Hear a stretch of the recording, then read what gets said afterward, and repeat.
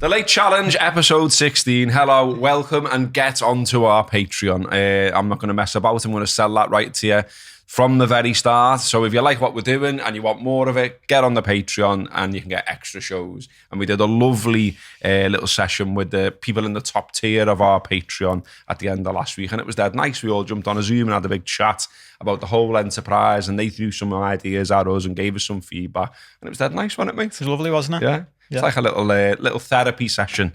So yeah, that was quality. So if you sign up for Patreon, you can get an invite to that as well if you jump in on the top tier. But jump in on the bottom tier. Just have a go, see what you think. We've done 3 subscriber shows now, is it? 3, yeah. And in the latest one, we went a bit no holds barred on Manchester City.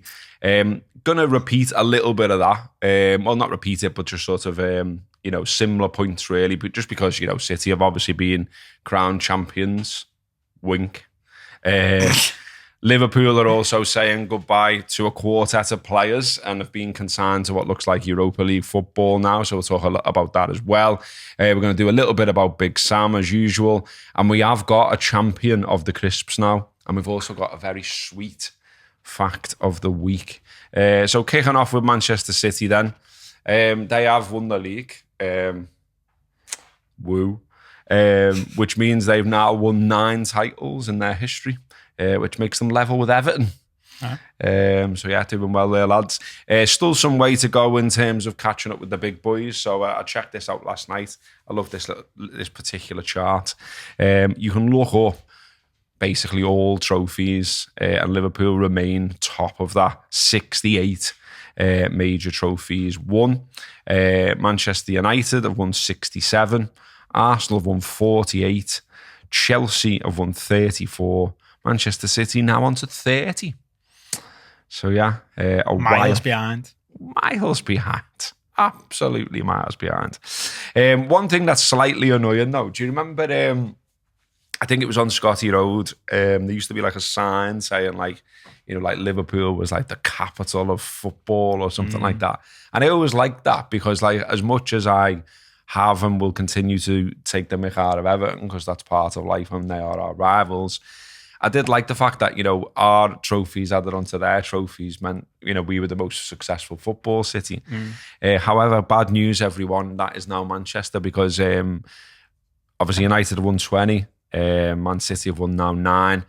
We're 1 behind now because Liverpool have won 19 and Everton have won 9. So, between us, we're going to have to start, knocking ourselves into shape as a city and start winning things again. True. And that's just leagues, isn't it? Just leagues, yeah. Oh, but they beat us on totals as well. Yeah.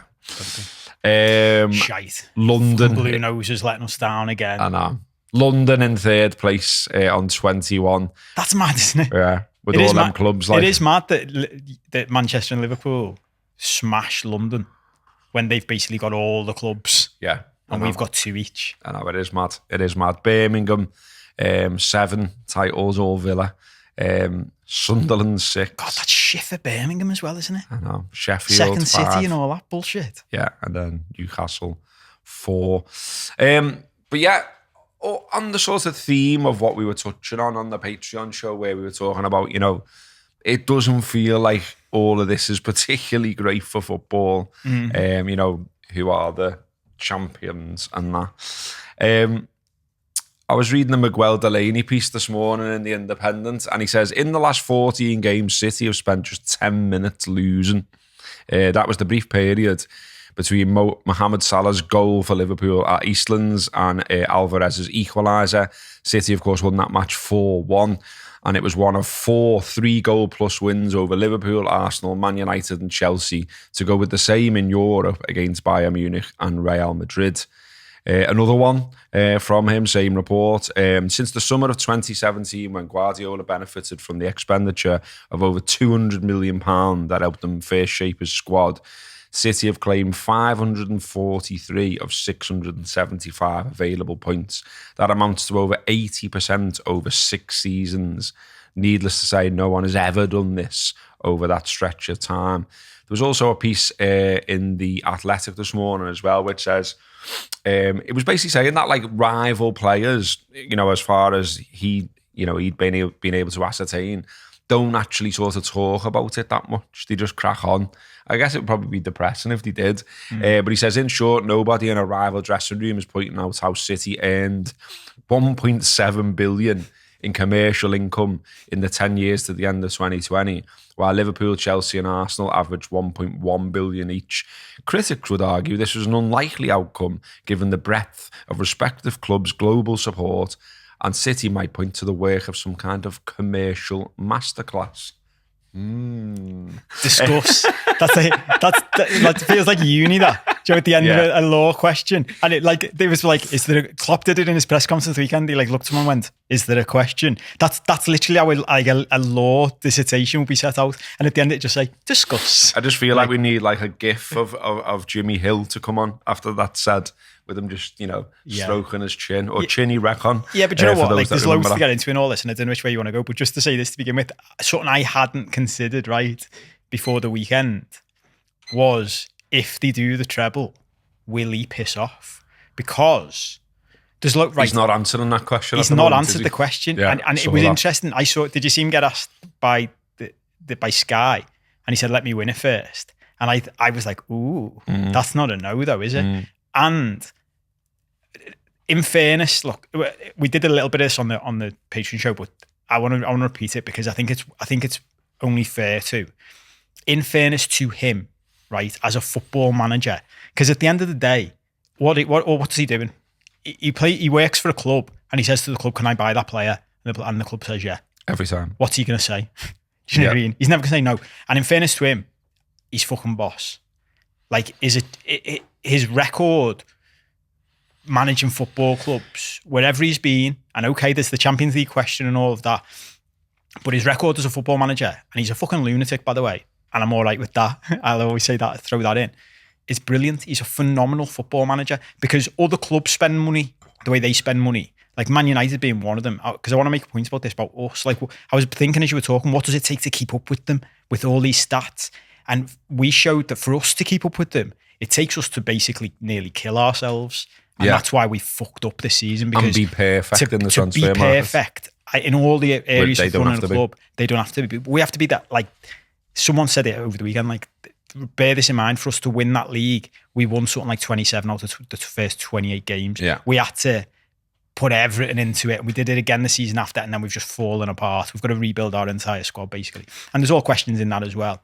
But that's not his fault. And clubs like Man United have been spending the same amount of money as them. I don't know what the exact figures are, but United have spent a lot of money over the past few years and are nowhere near them, because they've had a series of shitty managers. So this is a long-winded way of saying I'm intrigued to see what happens to them if he goes, because they might find, a bit like we've found in the past and United have found, that without that genius manager, all of this other stuff doesn't have as much of a bearing on the game as you might think. Do you know what I mean? I don't know. Would they be this? I suppose the short version of saying that is, would they be that dominant without him? But they don't have to sell anyone. They can always buy whoever they want. And my point, what I was trying to say before, is nothing that they ever do is ever a gamble. If we go and spend, we talked about Bellingham, didn't we? And if we went and spent 130 million, say, for argument's sake, on Bellingham, then it has to work. There is no it might work, or it'd be okay, or you can have a season to acclimatise, or we'll just use you as a sub and then you'll eventually come good. Grealish, 100 million quid, that type of thing. Whereas City, it just doesn't matter. They've got unlimited money and they can just keep on doing what they do. Well, and I think, I've got another bit here, and this is the bit that I keep saying to people who throw counter arguments about City or sort of don't want to listen. Go and read the Spiegel stuff. It's all there. It's all on the internet. Anyone can access it whenever they like. It's got City's emails and documents emerging from football leaks, which appears to show them bypassing financial rules, etc. But there's an email in there where a City lawyer, a leading City lawyer, it said in The Athletic today, had said that the chairman of Manchester City would rather spend 30 million quid on the 50 best lawyers in the world to sue UEFA for the next 10 years than agree to any financial settlement or penalty from UEFA.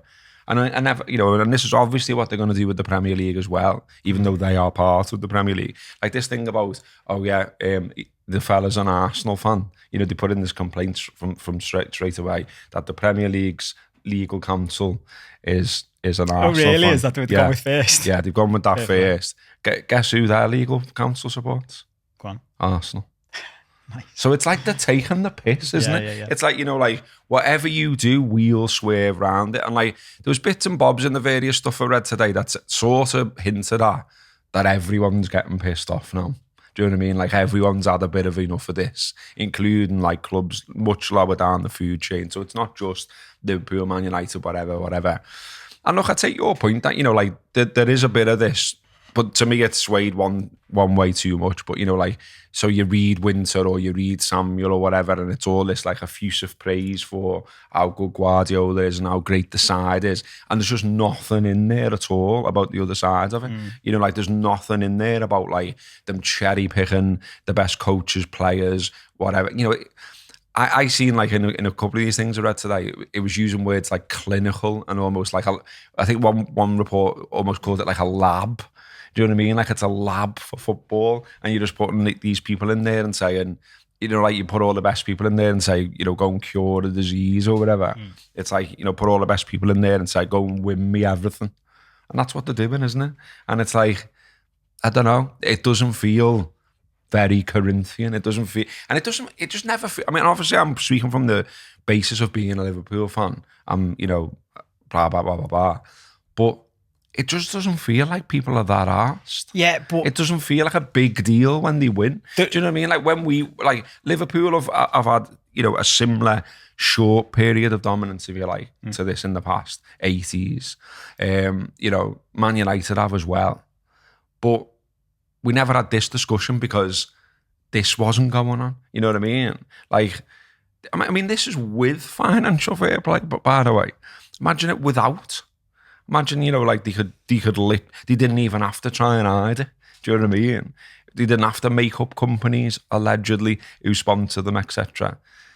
Don't you think they're right? And I am playing devil's advocate in this, right? Because I don't even think there's I nearly said I believe they're cheats.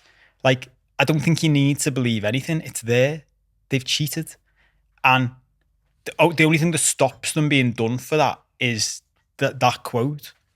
They know how the system works and they know how to play the system. And I know, like we realised over the past week, didn't we, with some feedback on that? Like, I quite enjoy this. My reference to my past life is getting some like catchphrase status, which I like, because we're gonna keep that going and never tell, you know what I mean? But when I remember when I was a very, very junior lawyer, right at the start of my career, I remember complaining to one of my bosses, just moaning about something, saying, it's just not fair. And I'll always remember that she laughed at me in a nice way. And she went, oh, Paul, it's so nice. She must have been about our age then, right? She was middle-aged and I was probably 22. And she went, it's lovely seeing someone so young and naive. She went, you'll learn as you get older. There's no such thing as fairness and there's no such thing as justice. And I'm telling you that as a lawyer. Like there is, and I've struggled with things like, over the years with the Hillsborough Justice campaign and stuff like that. Because from a legal world, when people ask for things like justice and fairness, I've got that attitude now. There's no such thing. Even in like, and we've seen this, like look at how long the Hillsborough Justice campaign took to get anywhere. Why? Because the systems are set up in a certain way. And actually, it's just all a big game. So the people who play the game the best win. It's got fuck all to do with who's right. It's got fuck all to do with what's fair and what's just. That's all bullshit that we like. It's like make believe. And once you get onto that, you're like, oh, okay. And that's where my devil's advocate comes in then, because it's like, okay, I always reference, I've in the past, one of my mates who's a Sheffield United fan. And I always think, what would he say? What would he think? And he'd be like, what he'd say is, well, you should just complaining because you aren't the ones with the most money anymore. Because when you had the most money and you spent that. No, I know, but I think the reality is, it's just not enjoyable when watching them do what they're doing. But was it? And other clubs aren't doing the same because they're going, oh, well, we will follow these rules and we will report our finances in the correct manner. But it wasn't enjoyable for everybody else when we were dominant, was it? I get that. But what we're saying is, right, when we were dominant, we were spending more money than other people, and United were spending more money than other people when they were dominant, but it was in a fairer way. And what other clubs would say was, why is that? Why is it fair that you, like United, for example, got good just as the Premier League took off and took advantage of that and grew commercially and all the rest of it. Then we've brought in this, and I've seen people say this, and I think rightly so. The top clubs wanted to bring in FFP to say no one can challenge. We've closed the door now. This is how we want it to stay. And I think if we want it to, when we use words like Corinthian, it's like, okay, well, if we want it to be Corinthian, we've got to make it a level playing field for everyone, don't we? Not just for us versus Man City. And I'm saying all of that at the same time as going, what they've done has broken the rules. And I think so anyway. And I think things like, the stuff that's out there and they'll just stonewall. Even, I think we said last week, they reckon the latest charges might not be sorted out till 2027. That in itself is just a disgrace. It just makes a mockery of the whole thing. And I do think from a football-wide perspective, that's where we've got a problem now. Because the more that football fans generally go, this is just a waste of time. Exactly. Then what are you doing? What's happening to the game? But also as well, from a, the Premier League, as I keep saying, is just like a collection of clubs, and whoever's in the top flight at that time, they are the Premier League. No, they're like, it's no other thing. It's just a collective of clubs. But, if now there's like a as a collective, there's more, against them than for them, if you like. Because, for all the horrible stuff that I don't particularly like, but, it is a reality of it, so your brand and all this and how it looks and all that. If we get to 10 in a row and shit like that, people will be less arsed about it. I already think they are, but I'm speaking from my biased perspective, and I get that and I'll acknowledge that, but I think they're less arsed while this is going on. But I think everyone's less arsed, aren't they? We've said it because when we won it, and I know there's loads of people didn't want us to win it, but at least people cared. Whereas I do think City won the league at the weekend and they're celebrating it, they love it, but I just think everybody else is just like, meh. That's what I mean, and that's what we were talking about, they got a semi-final of the European Cup, and it felt like, even on that, people weren't that ramped up for it. And even there, I forgot to mention it in the week, I think I sent it to you though, they're black, so we've done the big welcomes, haven't we, on big European nights and all that, and they look fantastic, and the players comment on them being fantastic and all that kind of thing. And they did this big blag, they'd rented some things to spit fire out and all that kind of stuff, and it just looked, I don't know, it just looked tacky and shit. I'm sorry, but that's their problem, isn't it? They can't create what they want to create because you can't manufacture it. I mean, did you see the scenes when Napoli won the league? Yeah, unbelievable. Yeah, and any footy fan in the world will surely look at that and go, unbelievable. City win the league, and it's like, all right. But I think this is fascinating, right? And I'd really like to, and maybe we should do this, right? Let's find some older generation City fans, the long-standing fans who create, I think that's the point, isn't it? I was thinking about this at the weekend, watching scenes from Anfield and little things that are cropping up that our generation, the old ones, would be little things like shitty little signs popping up in the ground. Now, when I was growing up, that was no, that's not, we don't do that. Do you know what I mean? We make these big banners and we make these homemade things and they look boss. We don't do the shitty little stuff. But that's passed down through the generations. The Napoli way of supporting the club is passed down through the generations. Same with United, same with us. I think the problems a club like City have got when you want to just manufacture something quickly is actually their older generations. Whilst they might enjoy this, I bet you if you asked loads of them, they'd be like, we preferred it when we played at Main Road and we had the kipacks and we were up and down because that was just more our identity and there's just something more real about it. Do you know what I mean? And to become what Liverpool and United did over decades, that grows. Whereas this has been forced, so it just doesn't have the same impact. And the fans that are coming in underneath, they're just new fans that are just jumping on the bandwagon, that's happening at Wrexham.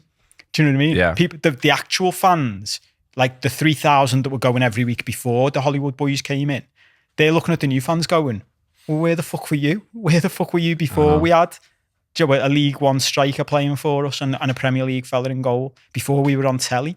And I think there's that internal struggle as well, which holds them back. Well, let's move on. Let's talk a little bit about the Reds then. And as I mentioned earlier, obviously a quartet of players leaving. For me, starting with Firmino. I mean, it was absolute quality that, you know, he scores the late equaliser and all that, and like, you know, you get that moment, albeit tinged with disappointment that it was only a draw, and then that's, you know, we now need an absolute miracle to get Champions League. It's not happening, you know. But then, you know, he's scoring, we see him crying, you know, he spends a long, long time sort of getting around the pitch and signing stuff for everyone and all the rest of it, loads of nice stuff on social media. On a sort of like a bigger picture thing, first of all, like there's comments from Milner saying that basically the manager wanted to keep him, and that it's like a club decision that he's going. Equally, the manager's previously said that he didn't want Firmino to go either. So there's two players there that are like part of his plan, if you like, and now, you know, they've gone, or they will go. One more game left, obviously. And, you know, the other two, Oxlade-Chamberlain, Naby, okay. Oxlade-Chamberlain was unbelievable before he got that injury, made a big contribution. Naby's a flop, and I'm not having it any other way. Like, you know, I know the manager's going to spin it in a certain way, and, you know, people who absolutely love Keita for whatever reason will do as well. In my book, we paid big money for him. We all saw what he did in Germany, and he just didn't reproduce it here. Little flashes here and there, odd good game here and there, sound. But what we paid, what we got back from him, it's not a classic, is it? But what do you think about that? You know, does any of that concern you, that, well, A, Bobby's going? And, you know, I think there's an interesting thing about him that maybe people don't realise. So, like, if you look at the goal scorers for this season, all comps, Salah's got 30. Firmino's got 12. And he's the third top scorer at the club this season. So you got Salah on 30, Núñez on 15, Firmino on 12, then Gakpo 6, Elliott 5, Diaz 5, Jota 5, Trent 4, Virgil 3, Curtis 3, Carvalho 3, Matip 2, and then you're into obviously single figures, ones, etc. So every season bar one, he's got double figures, and then you're suddenly taking that out. And like, I know he's 31, and it's his decision ultimately, isn't it? But like, I just think little like the game at the weekend, do you know what I mean? Like, it wasn't happening for Liverpool, and somehow he just found that little pocket of space at that particular time. Mo spotted him, he slotted it in a flamboyant Bobby way, lying down in the air, getting the studs on it. But I think we're going to miss him. I think we're going to miss, you know, the Bobby Firmino sprinkle of stardust, if you like. Well, do you know what? It's interesting that was the last bit you said, because I think that's what we'll miss. And the sadness for me watching, I was, and I saw other people saying this, I was quite emotional watching it all, and I realised it was because it did. I messaged one of you saying it's the end of an era. This, even more than Mane leaving, and I think maybe because he got to have his big goodbye, it feels like the end of that era. Do you know what I mean? And Milner leaving at the same time, it feels like that's where we draw a line now, in the first great Klopp side. And now we're like, if we didn't think before, with this is a brand new thing. Well, they're the two players, aren't they, who've played the most under Klopp. Oh, there you go. And, Milner, and the fact that he still wanted to keep them, I see your point. And the thing that was sad for me was, we've referenced like the Beatles in the past and stuff like that, and bands and great, you know, this alchemy almost that you can't predict coming together. And I think he was such a big part of that alchemy, of that first great side. And the sadness for me was, I might be completely wrong with this, and if we end up winning another league, another Champions League under Klopp, maybe I'll be Joe. This will look like a stupid thing to say, but I feel like even if we did that again, even if he did the great thing that I've been saying for weeks now, like, is put in context how hard it is to do and how few people in the history of football have ever done it. Even if he does it, I don't think it'll feel the same, because that side, like personified with him, just had something about it. The character, the charisma, the way he plays football. I used to say this about Suarez, I mean, in a completely different way, but when you go and watch a football match and it's like theatre, it's not, there's something extra about it. Watching him play football was like that, wasn't it? Whereas Gakpo actually looks like a much better footballer than I thought he'd be. But no matter how many goals Gakpo scores for Liverpool, he'll never be Bobby Firmino. No one will be. But that's the point. Like, none of the lads we've bought, they could end up being a collection of strikers that are better than the 3 greats we had, but it just won't be the same. No. And that's my sadness with it. And I'm not as concerned about the fact the numbers bit, because if you look at that list, like Gakpo scored 6, but he only came in halfway through the season into a shit side. Then honestly, the Nunes stuff really, like, I don't get it. I've only seen a couple of people on TV and stuff make this point. I think it's mad that people think his record this season is bad. Like, he scored 15 goals in an absolutely shite side for most of the season. Doesn't speak English properly. Was his first season in English football.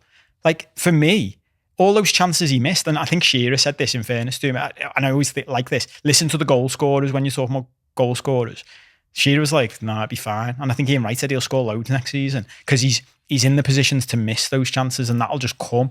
So, and then you've got Gakpo, Diaz has missed most of the season, Jota's missed most of the season. I think they'll fill the void that Firmino's going to, drop out with those goals. But I just think it's more than that. Like, and look with the other boys as well, jumping around a bit. But I was going to make this point when you're talking about City. Even like Keita is a flop for 50 million quid. If he was a Man City signing for 50 million quid, they wouldn't say he was a flop. They'd just say he was a really good squad player. And I used to say this when we were up against United's, Ferguson's United. I remember when we bought, I think it was when we bought Aquilani. And again, like you said, it had to work for us. Yeah. They bought, I think it was Anderson, Hargreaves, and Carrick in the same spell, and they bought each of them for 18 million quid, and we bought Aquilani for 18 million quid. And Aquilani had to work and didn't, but they had 3 chances to make it work. And each of those lads contributed something, and those contributions were worthy. But it didn't matter that they weren't worth 18 million quid because they had the money anyway. Do you know what I mean? So I think the likes of Keita and Chamberlain, they've contributed well, but because of the way we're set up, if we'd have had more money, we'd have just bought more of those players. We'd have bought another Keita and another Chamberlain, and those lads would have just been like, oh yeah, sound. But they've actually, I think both of them have been flops in the context of what we needed them to be for that money. Well, especially now as well. I mean, you think about how disappointing this season's been. 14 defeats, isn't it, all comps? And obviously, we're going to finish outside the top 4, barring some kind of, miracle. So, bear in mind, that's how the season has played out. And, no doubt injuries have played a part because the pair of them, I've suffered quite a few of them. But when you look at this long list of, what everyone's done this season and the minutes they've played and all the rest of it so far, at the one end, you've got Alisson and Salah up there over 4,000 minutes. Alisson's started 47 games, so Salah. And then you're right near the bottom, you've got 13 appearances from Oxlade-Chamberlain, 13 from Keita. Oxlade-Chamberlain, 525 minutes this season, 491 for Naby. Like, it's no one. I know why the club did it the way they did it and all the rest of it, because it would have been like unfair and a bit grim. But like, we were basically celebrating 2 players mainly, weren't we, there at the weekend? Do you know what I mean? And the other 2, like, Naby at a distant 4th, I would say. At least Oxlade-Chamberlain's done stuff where you were like, he was absolute quality, and he was unfortunate with that Roma injury. And, there were times where he was playing for us and you were like, wow. Whereas Naby, there wasn't enough flashes of wow for me at all. Like, I don't get like oh no, he was that good. He just wasn't. Were you in the ground? Yeah. Yeah. I was trying to figure out what, because I was watching, like, I had to watch it back. So for anyone who didn't see it, when they brought them out at the end, there was the Guard of Honour, and they were doing it for all 4 of them. They brought out Keita, then Milner, then Oxlade-Chamberlain, then Firmino. And I thought like they were going to do it in the order of popularity. So you were building up. So it'd be Keita, then Oxlade-Chamberlain, then Milner, then Firmino. And then I thought, oh, maybe that would have been too sly. So they've put Milner in second, because they brought out Milner second. And I thought, oh, maybe they've done it in alphabetical order. But then I was like, but Firmino's last. But they've clearly brought out Firmino last because they know he's going to get the biggest reception. Yeah. So why didn't they bring out Milner third? Do you know what I mean? Or would that just be too sly? I think he would have asked the lads themselves. They've been like, yeah, just do it in order of who's going to get the biggest cheer. Who knows? I know that. I mean, the Firmino bit makes sense, doesn't it? Because that was the one everyone was waiting for. That's what I waited for. Like, it seemed to go on for ages, and I wanted to go and get a pint, to be honest. But then I was like, no, I liked Bobby. Bobby was boss. 8 years at Liverpool, won the lot. Scored in the World Club Cup final, which I was at, and which meant a lot to me personally. Seconds before, basically found out the fella had passed away. So I know the flamboyant stuff and the mad moments and the bits of skill and I actually like the one against Stoke where he rips his top off when he absolutely twats That might be it. my favourite one. Yeah, because that's not Bobby. Do you know what I mean? That was like angry Bobby. Do you know what I mean? Like it was like, how dare you beat us? Whatever it was, 5-1 on the last day of the season. Like, I'll have a bit of this. Like, boom. It's a great goal. But I suppose it's only Stoke and blah, blah, blah, and that kind of thing. But yeah, I was looking at some other stuff about him as well, or about the pair of them, Milner and Bobby. I liked the bit, there was a bit where, this was it, Milner said, I'm Leeds through and through and always have been, and we all know that. And he says, I always will be. But I never thought that another club would get into me as much as Liverpool has. Now, we can be like sort of overly romantic bellends as Liverpool fans, and you're always gonna talk up your own club, aren't you? I think that's very natural and that kind of thing. But I saw that and I thought, that's interesting the way he said that, isn't it? Because he's played for Liverpool more than anyone else in his career. 331 games for Liverpool.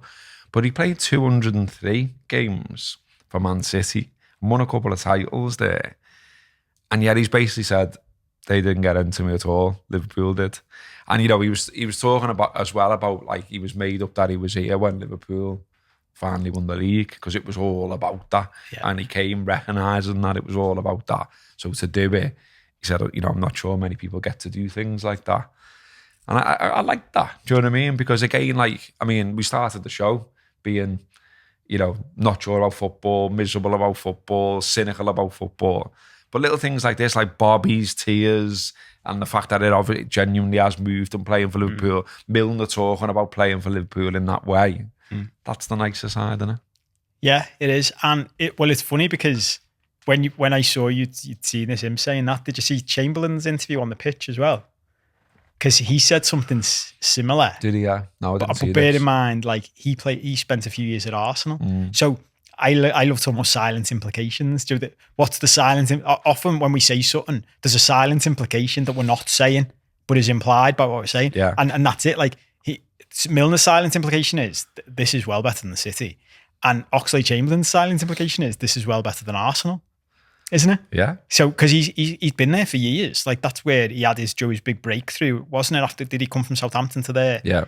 There for a few years and then he's come to us and gone fucking hell, and it was that thing where you could see in their eyes they're like, he's like, and he actually said something like, because they're both going to go on to play for another club now, and he was saying, I basically don't think I've never played in front of something like this before, and I don't think I'll ever play in front of something like this again. And that is that moment where you're like, yeah. And in fairness, look, I think there is more of an acknowledgement of this in the wider football sphere lately, especially on TV, and I think it's because of we talk about him a lot, but I think it's because I like him so much. Gary Neville will openly say on Sky, like, there's just something about this place. Do you know what I mean? Like he was talking about it when we played Arsenal, and he went, like, people can deny it all they want, but there's just something about a place like Anfield that can just eat you alive, and you've got to come here knowing that. It doesn't matter how good you are. Like at the time he was talking about Arsenal, and people were saying that they've fallen off, like, are they coming, the wheels coming off? And he said, you can't reference Anfield for that. That can happen to anyone. It happened to the great United sides. It's happened to Man City. And it's nice that, and even like someone like Roy Keane, they'll go to Roy Keane then and say, what do you think? And he doesn't want to give you the credit because he's Roy Keane, but he sort of begrudgingly says, yeah. He always has though, to be fair. Like it's horrible playing here. Yeah, even though he's like the big R fella who played for, Man United and everything, he's always on the sly. Well, not even on the sly. Like there's loads of stuff over the years, interviews he's done where he's basically hinted at he doesn't mind Liverpool really, and he admires Liverpool. It's definitely there 100% with him. I've thought that before. With Milner, said about it earlier, like he signed a 1-year extension last summer, took a big pay cut, so he said to be on only 60 grand a week. But, talking about minutes before, well, he's only got 12, 16 minutes this season. Alisson top with 4,230. Only 11 starts as well. It looks like, he's still getting linked to Leeds, but it looks very much like Leeds are done and Leeds are down. And I can't see him dropping down a league when he's so close to the record for appearances in the Premier League now. So Gareth Barry is still top. Seems like he's been top forever, doesn't it? But he made 652 appearances in the Premier League. Ryan Giggs then is second with 632. And then Milner is the only one in this longer list who's still playing. He's on 618. So, he basically, he does a season. Brighton's the big link, isn't it? That's where he's expected to go. If he does a season or two there, he's going to break it and he's going to be the man who's played the most games. Well, I was just wondering that he'd need 2 good seasons, wouldn't he, still? Yeah, it shows you how fucking many games Gareth Barry played, doesn't it? I don't know. Yeah. But and I'd expect him to do that as well, even just seeing the way he was talking on the pitch after, because I said to you before we started, like, I didn't realise, I thought they'd both chosen to leave. I thought they'd both been offered extensions and they'd both chosen to leave, but his quote seems to be saying Klopp wants them to stay, but the club didn't. Yeah, it would be a shame to stop when you've still got a bit of life in you. Jurgen Klopp's a pretty good manager, and the fact he still wanted me here and said I can still do a job is pleasing. I haven't started a load of games this year, but I feel like I've contributed when I've been asked to. The club obviously made their decision on that. It's nice I'm in a position where the manager wanted me to stay, but it got to the point where I got to terms with it. And it's funny, isn't it? Because that does tie back into the City point, because the club, if the manager's saying I want to keep him, the club saying you can't is a financial decision, isn't it? Purely. Yeah. Like they're like, well, we don't want to give someone of his age 60 grand. Klopp made the point of talking about that there's a leadership gap now. Yeah. As well. Well, I'm glad you brought me back to that, because that was one of the points I wanted to make earlier. I said this when Lallana left. Like, we as football fans, I've said this in the past on the Anfield Wrap, we as football fans focus on the game. 1 or 2 games a week. And I remember once doing the maths of like, what percentage of their footballing week is the match? And it's tiny. Compared to their training sessions and everything. Because when I've referenced it in the past, it was like the way we're judging these players off, 5% of their week, whereas Klopp and the coaching staff are judging them off 100% of the week. It's a completely different thing. And that's why when they're referencing training and stuff, it's such a big deal. But I think we all completely underestimate, even for people like us who will acknowledge it, how big an impact these lads have off the pitch, 100%. Behind the scenes. Even I saw an interview with Trent the weekend, and he referenced Milner's impact, and he even referenced I think he said he's criminally underrated as a footballer, his ability. And when Lallana left, that drive, and we see it every year during pre-season training when they're doing the bleep tests and all this, and it's always them leading the way. Imagine that. Imagine you're a young player in that squad, and the 37-year-old fucking beating you for fitness. That's gonna drive you on, isn't it? Yeah. And when that drops away, I know people have said things. I've seen people say well, Thiago can step into that role now, and I'm like, yeah, Thiago can step into the leadership role from a psychology perspective, talking to people for his experience, but his body isn't the same as Milner's body, is it? And his fitness levels, he's not able to lead that from a physical perspective. So who steps into that role then? Who's the lad who goes, right, well, I'm going to just win it's like the pace setter, isn't it, in a race? And there's loads we don't know about, isn't there? That, you join the dots from bits you see, read here, whatever. But, I seen a thing once about the fine system and all that. And he seemed to be central to that. Do you know what I mean? I'm sure he was going on about someone getting fined for pulling the phone out or something. And he was going it's just about respect though for why you're there and for the other lads and all that kind of stuff. He's people might look at it and say, well, it's just pulling out your phone. He's but it's not. You're not concentrating on why you're meant to be here. Do you know what I mean? And just things like that. It feels he is close to the manager in terms of almost being that fella on the training, literally on the training pitch, who's almost part of the leadership teams, that type of thing. So it sounds like he will be a miss in that respect. And it's back to what we were saying a few weeks back as well. There's a lot of people that have sort of left in a short space of time, not just players, but behind the scenes as well. and now, 4 players there, it does feel like there's an awful lot of like flux to deal with, doesn't it? I mean, I heard a debate this morning about, who can now stop City, and they were sort of like running through the runners and riders for next season. And it's like, I agreed with a lot of the debate, to be honest, and they were basically saying, no one looks really ready for it. Do you know what I mean? Like, you look at Chelsea, okay, new manager and all that, but like sort of a lot to fix and loads of egos and a massive squad. Arsenal being bigged up, and rightly so, and they've done dead well. Obviously, they faded away at the wrong time. City just kept on going. We mentioned their stats earlier on. But, like, I see somewhere there's like an assumption that they'll just go again. But why? Because, we've seen loads of Liverpool sides who managed the title challenge, but then just completely fell away at the season that followed. So could that happen to Arsenal? I think maybe it could. Depends on who they go and recruit, obviously, and blah, blah, blah, blah, blah. But yeah, there is a thing, and I think we're in the same type of conversation. It's like, well, we don't know for definite who's coming in. Obviously, loads of rumours, as there always is. But you'd want, like, to see, there's only one more week of the season left, isn't there? Or the league season. I'm kind of hoping that, like, we get some business done quick. Do you know what I mean? Like, I loved it when, like, I didn't love not winning the European Cup, but I did love that, like, we weren't even home from there and we'd signed Firmino. Yeah. Do you know what I mean? Because it was like, bang, we're doing this now. Do you know what I mean? And I hope Liverpool are going to do something similar. I mean, we've got this sporting director coming in, having me on a short-term contract, apparently. It was reported this morning. Seems slightly odd, that. But there was a line in the piece about that saying a lot of the business is nearly done type of thing. And it was like, well, I hope so.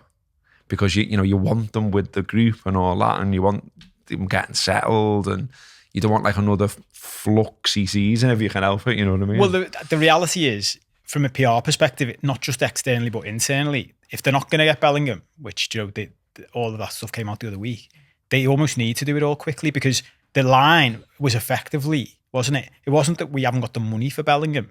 It was that partly we can't commit to this chase. Well, we need too many, but also it's not, even Klopp's press conferences, what he was hinting at was, we can't be dicked around again. We don't know he'll definitely come. And I need lads, like, we need the announcement straight away, so that when we come back for pre-season training, they're all in. So what they do, I think they almost do need to do that.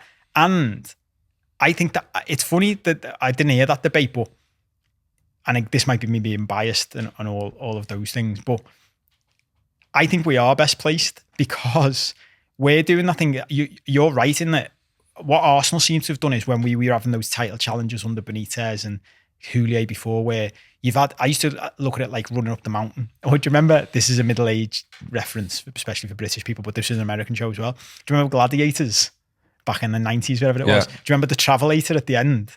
Yeah. Like, so it's basically a hill that's moving against you.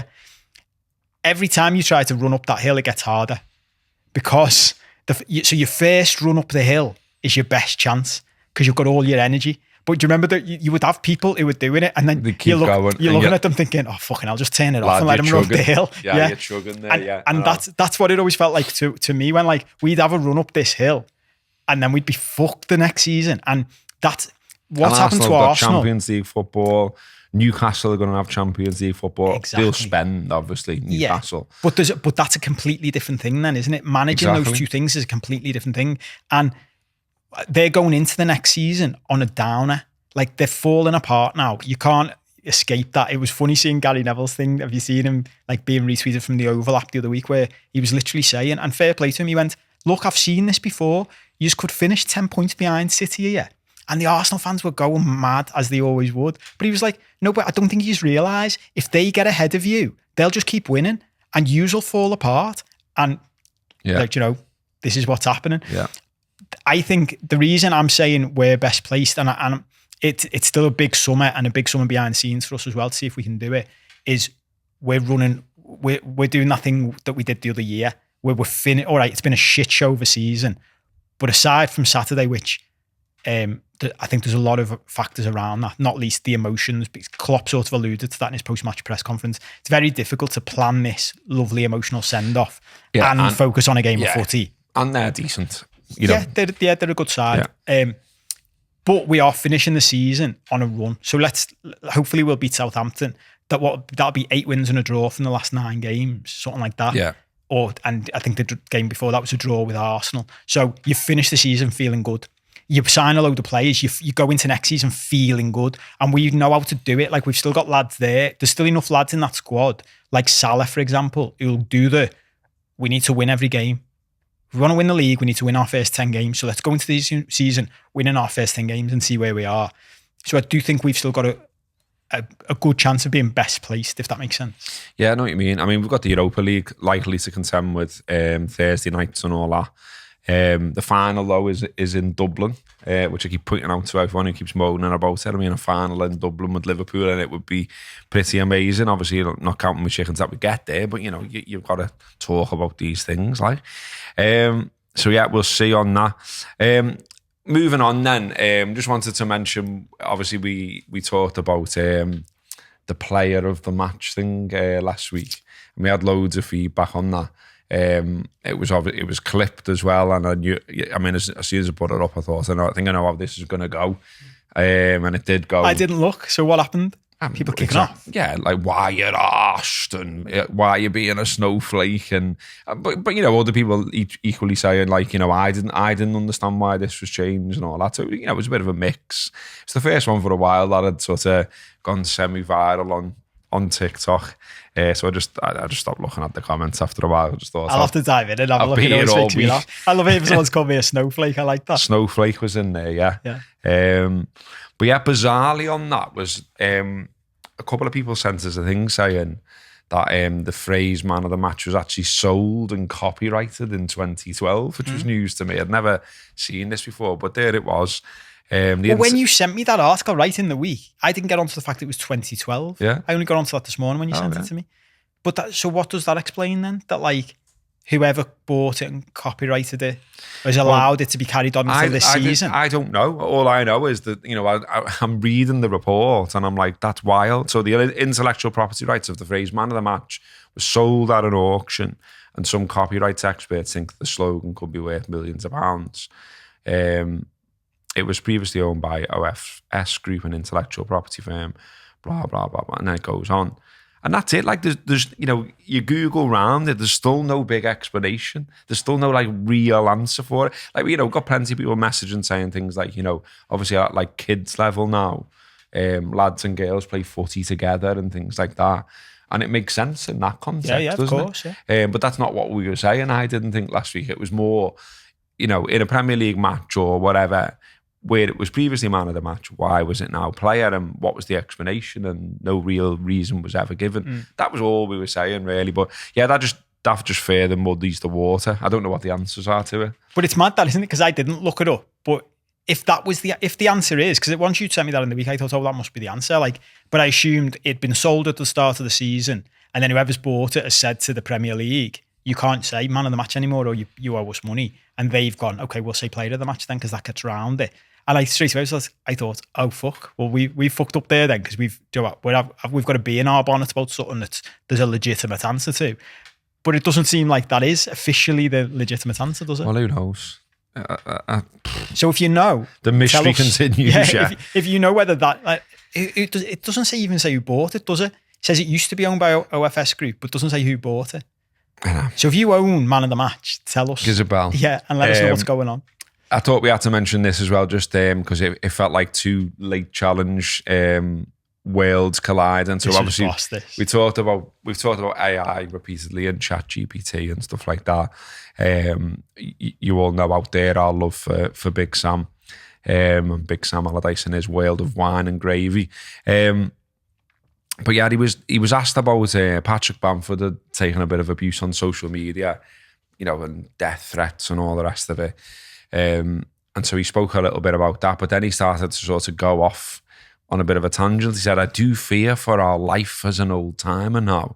I fear for our life with social media and what it's bringing to the world. I know there's great stuff about that, but you know, AI, I just heard about 40,000 jobs going from BT. So what are they going to do? The next piece of AI comes in and another 30,000 go. What are they going to do?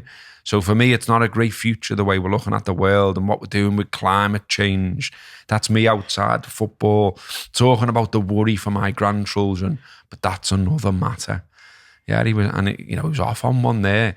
So I like though when one of the media outlets like tweeted these quotes, and obviously get like replies straight away. So a couple of replies just to show that it's not us that have this perception about Big Sam. These aren't people I know or anything like that. So there's a fella calling himself Super JRJ, says it's been prophesied that after the cyborg uprising, Big Sam will lead the beleaguered remains of humanity against the synthetic menace, drinking wine pints and raging against the machine. Gravy King Sam will save us all. And James Howlett, 0191 Owls. This is the Terminator soft reboot the world needs. Allardyce versus AI. I'd watch that. Honestly, I think if the world's going to end the way it probably is, I hope that's how it goes. I hope there is a Sam Allardyce raging revolution against the machine. Yeah. I think it's brilliant. Do you know what I loved about his quote? And I watched this and maybe you put it in. I love the way he says in this line, so for me, it's not a great future the way we're looking at the world and what we're doing with climate change, and then just carries on. And why does no fucking journalist, and this is what it does my head in about journalists, like just trying to joke, and I get it, because whenever they do try and push the boundaries a little bit with someone like him or Klopp, like they get the fucking arse smacked. Yeah, and the press officer will just go, no. But why didn't someone say, what do you mean about climate change? Sam, what's that got to fucking do with AI? Yeah, where's that come from? What you be? Because he's got to be in his social media. Yeah.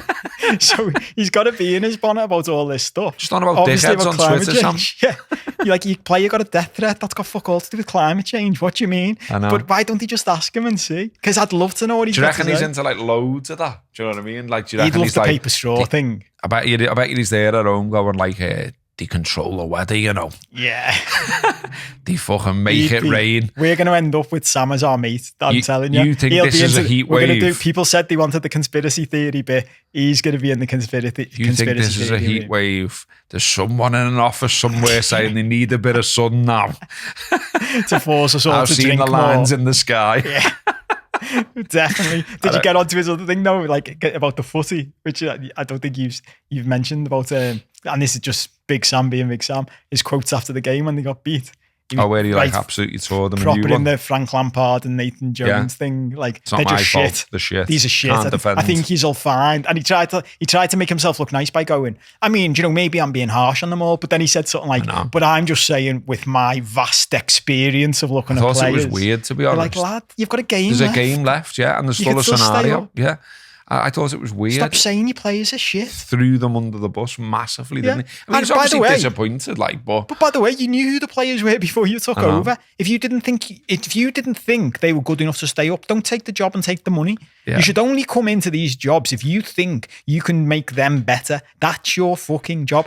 Ties into something before actually, which was on your agenda, but we missed out. The point about Firmino, and this is the thing about managers, Joe, and all the nothing I can do about it.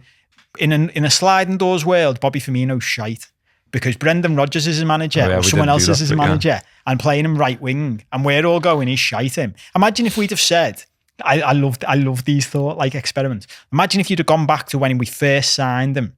Someone put that tweet up the other day. When we announced we'd signed him. Obviously, no one knew who he was. We sign him. Everyone's a bit like, he's a bit shit. Rodgers plays him right wing, whatever. He's awful.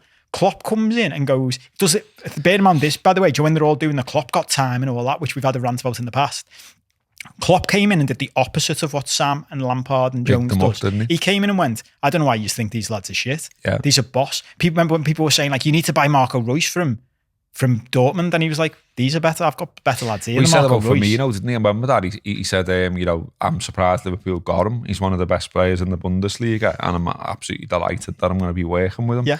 And it was like, hang on, this was a lad the other week who was doing fucking doggies to defend that right back. Exactly. So imagine if you just said to everybody then, in 8 years' time, or whatever it is, you're all going to be crying because he's leaving. There's going to be a big farewell at Anfield. Yeah. He's going to have won everything there is to win with the club, and he's going to be crying on the pitch. You're going to be all gutted that he's leaving. We'd have all gone, fuck off. And that's the difference a boss manager makes, isn't it? He comes in, and in fairness to Eddie Howe, we mentioned him the other week, there's certain players in that squad. Joel Linton's a perfect example. Everyone's like, flop, shite. He comes in and goes, I'm going to play in midfield, watch. And all of a sudden it's like, fucking hell, he's good, isn't he? Yeah. So that's the impact a proper manager can have. Sam's thing is the classic thing of, it feels like he's saying like, I'm Sam, I'm good, I'm sound, yeah. And I had to give this a go because it's a big club like Leeds, but these are shit. Yeah. And it's like, maybe save that after that until it's done. Do you know what I mean? Just like give up, like big wave the white flag and go to Chippy. Okay, well, let's move on from Big Sam because there's plenty more time in future shows to get stuck into him.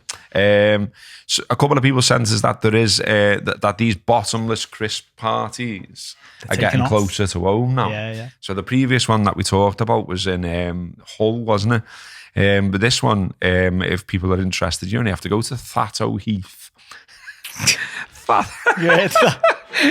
Thatto Heath Labour Club in St Helens. So they're advertising for a bottomless crisp party, the best 90 minutes of your life. They fucking go over the top with this shit, don't they? I wonder is it the same organisers one in Hull? Don't fucking big it up that much. Do you know what it reminds me of? Bread and butter included.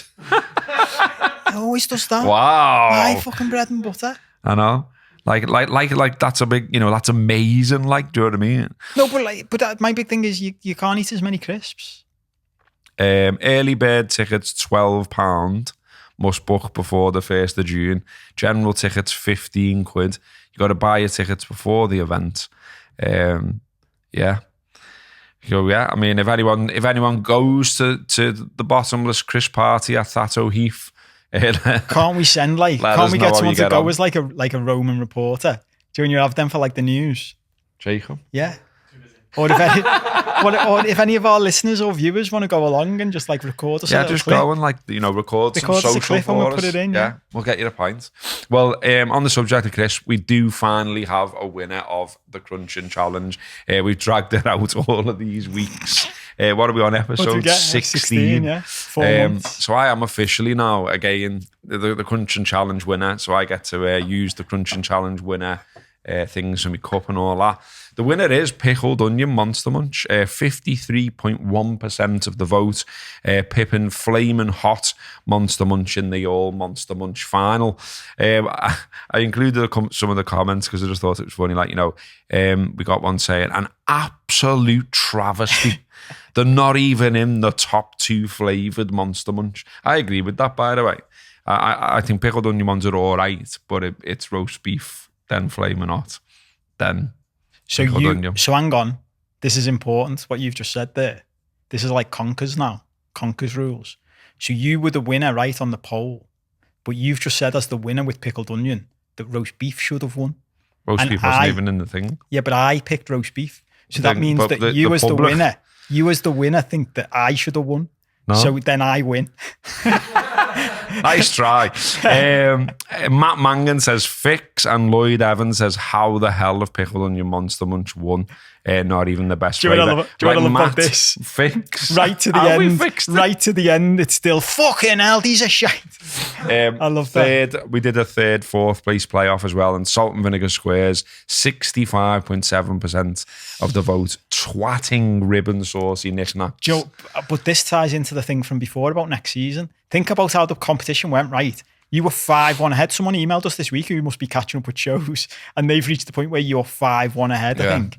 So I came from 5-1 down to draw 7-7, but obviously used all my fucking energy and then finished 4th. What was the fucking point in that?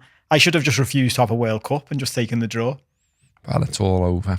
We have our winner. You got the top 3. You got gold, silver, and bronze. Should we do? Should we do biscuits? That seems to be like, when I've been out and about and people talk to me about the show and the odd message we've had in and stuff that was said on that producers Zoom for the Patreon mob. It seems that biscuit seems to be the one that people want to hear next on the Crunching Challenge. But I feel like this is more difficult. I think it needs. We need to have a think. Yeah, we need rules because what I was thinking was, we should have like a chocolate week or something like that where we both bring in our favourite chocolate biscuit. Because if we just don't say nothing, I could turn up with, I don't know, like malted milk or something. You didn't want these fucking rules on the crisp challenge, did you, hey? When you were bringing in salt and vinegar and playing to the crowd in Ireland. And what was wrong with that? It's crisps, weren't they? Yeah, they weren't chocolate flavoured, though. I just think if you turn up with a biscuit lathered in chocolate, then you're probably going to win over one of the dry fellas, you know what I mean? Pick fucking chocolate biscuits then. So, anyway. Yeah, so we need to decide, are we doing biscuits? Do you know what I was laughing to myself then, as you were saying there, did you ever think in your career, one of the things you'd be getting stopped for in the street is people saying, I think you should do biscuits next on your show. It's mad, isn't it? Yeah, well, we'll do biscuits. Should we do chocolate biscuits as week one to get it out the way? And then we'll go dry after that. Yeah. Okay, sound. So we'll start a crunching challenge about biscuits next week. What's mad? My brain's already. I nearly named one out loud then to just take it that quick because someone's already said it. Yeah. No. Okay. I bet you're on our first week we draw. We bring in the same ones. After all this, after doing 60, how many weeks was it? 14 weeks of never bringing in the same crisps. I've got to get in early as well with a little two-footed one, which is. You can't call me fucking chocolate biscuits Tory before I even bring them in. No, I'm just going to say, how can you properly judge biscuits when you don't drink tea? Oh, fuck, that's got Don't fucking start this. Fucking hell. You've been thinking about that for fucking weeks. Biscuits that are good dunkers is part of the conversation, isn't it? What's that funny? Like, I've never drank tea. This is an ongoing thing in my life. But when I was a kid, I liked to dunk my biscuits in tea. So I would dunk my biscuits in other someone people's else's tea. Yeah. Do you like that? That's fucking mad. Cheeky, isn't it? Yeah. Yeah. Was it like what, strangers and that? Yeah. Dunk. But you can't say nothing to I'm a kid. And I was cute and smiled and that. But it would happen. Do you know, like, because you get some dunkers, it's like the Peter Kay sketch where drinks your brew. Yeah, drinks your brew, but some of them just keep going forever, don't they? Whereas some drop off. So sometimes I'd dunk my rich tea in someone else's drink, and my biscuit would drop off in their tea. Oh, that's bad, isn't it? I just feel like, go and get your own brew, you cunt. You can't call a 5-year-old a cunt. Are you sure? People keep telling me that. On the kind of subject of all this as well, I included this on the agenda just because I thought it was actually, I've moaned, haven't I, about a few like world records and things regarding food which have not been impressed by, like, the pie thing, and there's another one as well, I can't remember what it was now. What was the other one? Eating nuts or something with a, can't remember. Oh, anyway, peas with a straw. Peas with a toothpick. With a toothpick, yeah. But anyway, I think this one's actually impressive though. So it was something I spotted. Man crowned Jaffa Cake champion after eating 102 in 3 minutes. That's ridiculous. That sounds like good going. I've said the pie thing. I think I could clock a decent time, but that's over 30 Jaffa Cakes a minute for 3 minutes. Yeah, that's over. Max Stanford has become the world Jaffa Cake champion for eating 102 in 3 minutes. That's crazy. So yeah, well, he's not even a big fella, is he? No, he looks like he's in decent nick. So he must just like eat loads of Jaffa Cakes and then smash the gym. Do you reckon that was a picture? Do you reckon that's like when people put the picture on Tinder from like 20 years ago? If he's been smashing Jaffa Cakes like that, he's probably about 20 stone now. So yeah, something to look forward to. We're going to have a little crack at the biscuits next week. I've got a fact, but it's short and sweet. Literally sweet. This week, 90% of Britain's marzipan is made in Toxteth. But you never knew that, did you? I never knew that. Where it's just in someone's house. Yeah, just some nan knocking out loads of marzipan. That's what you pictured, trucks tearing up outside because only the nans house. like marzipan. Everyone else is like, fucking marzipan's horrible, just put the icing on. I like marzipan, Do you? Yeah. But do they still use it? Yeah. There's fucking 90,000. These are knocking it out. 90,000 tons. I was going to say 3,000 tons a year of marzipan knocked out from the Renshaw factory on Crown Street in Tockley. We should go down and see it. Yeah, I mean, I genuinely, I think marzipan's boss. I haven't had Tarzipan. Tarzipan? It's a new one. Oh! I need to protect that straight away. Fucking copyright that. Tarzipan. Quality. But yeah, you can get a chocolate covered marzipan snack thing from Lidl, which is actually absolutely boss. Oh yeah, I'm into it. So it's what, solid I can't even say it now. Tarzipan. Solid marzipan. Solid marzipan covered in chocolate. Yeah, That's so mad, there you man. go. So that's my quick fact this week. No big massive story. Just thought we'd throw it out there that 90% of Britain's marzipan is made in Tox. I feel like I need more detail now. Who's it made by? Where? Renshaw factory, Brown Street. Yeah. It's not a name. So yeah, it all stems back to Tochi. Something else we should be shouting louder about, isn't it? Yeah, 100%. The home of marzipan. Home of marzipan. We've done. We've got a couple of minutes. I threw in something. We'll just do it quickly. Matt's been trying to get us to talk about this, but anyway, it was a piece I spotted in the Star, which was about the use of emojis when you're when you're flirting, essentially. So it was saying that Brits looking for love could be frightened off back from having dates just by using the aubergine, peach and water droplet emojis, an expert said. Now, this is interesting in itself. Emoji expert Keith Brownie. That was the thing that jumped out the story for me. I mean, there's fuck all jobs going for sub-editors, editors, journalists. You're looking in the wrong place, mate. I need to be an emoji expert, don't I? Yeah. Basically, just think of something that probably doesn't exist. Call yourself an expert. AI, and then start selling Sam Allardyce stories. expert, Gareth Roberts said.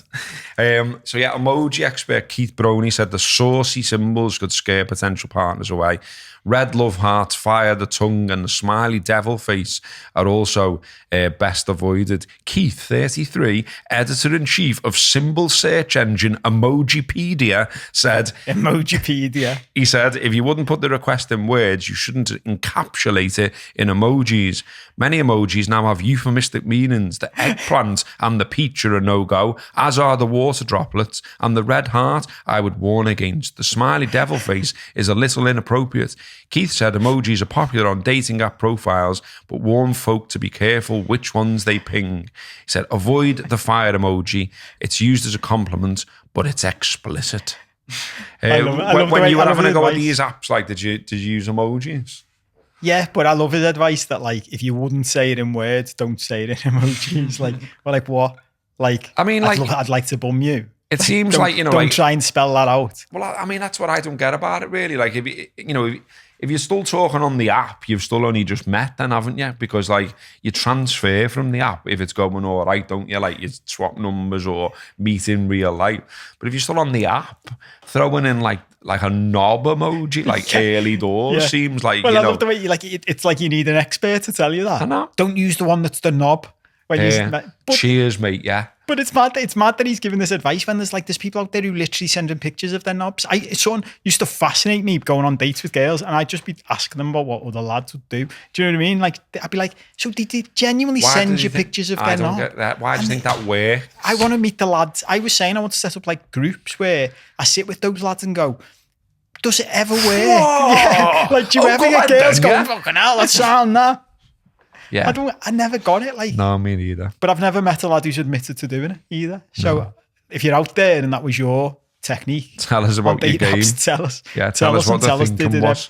Was it just a numbers game? If you send a picture of your knob to enough girls, they do. One of them does go, yes, sound. Oh yeah, there you go. But we didn't, did we? No. Didn't send knobs. Didn't send knob emojis. Did you ever get asked? For a knob picture? Yeah. Just ISM as your knob? Yeah, someone asked me once. Did they? Yeah. Really? Yeah. What, just why you were still on the app section of the chat? Yeah. Send us your knob. Would you send us a picture of your knob? What did you say? Said no. I said I've made a lot of this is my reply. I've made a lot of mistakes in my life, but there are no pictures of my knob on the internet, and it's gonna stay that way. I'm pleased to say that's still the case. The maddest one I had that I can think of off the top of my head anyway, it's just one woman who was speaking to once upon a time said, what are your thoughts on marriage? Someone said that on a date nap. Yeah. Wow. And I was just like, wow, this is escalating quickly, isn't it? And I said, well, I don't want to marry you yet. Is that what you mean? Yeah. I mean, the reason I'm on here is because I'm single. Previously I had a long-term relationship, not really the top of my agenda at the minute, marriage. It's like, well, I wouldn't want to go on a date with someone who's not serious about getting married. And a first date. Wow.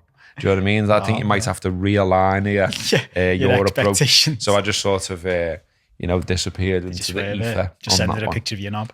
Yeah, just sent her a aubergine and left it at that. Yeah.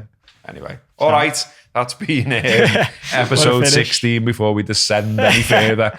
Hopefully you've enjoyed it. Get onto the Patreon, share, like, review, engage with us on social media, all the usual stuff. And yeah, thank you. That's been the Late Challenge.